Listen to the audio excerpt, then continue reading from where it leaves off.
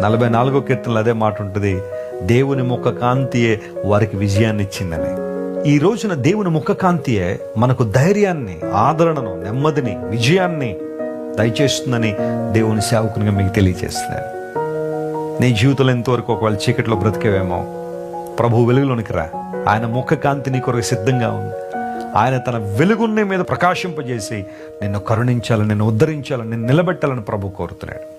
ఈ రోజంతట్లో ఈ వాగ్దానాన్ని మనం క్లెయిమ్ చేసుకుని ప్రభువును స్తుతిద్దాం. ప్రభువా, నీ కృప, నీ కరుణ, నీ వాత్సల్యం, నీ దయ నా జీవితంలో మీరు దయచేసినందుకు నీకు వందనాలయ్యా.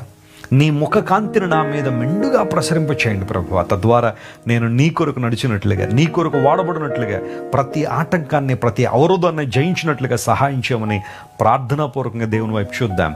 దేవుడు తన ప్రకాశతను, తన మహిమను మీ మీద ఉదయింపజేసి గొప్ప కార్యాలు మీ చేతిలో జరిగిస్తారు.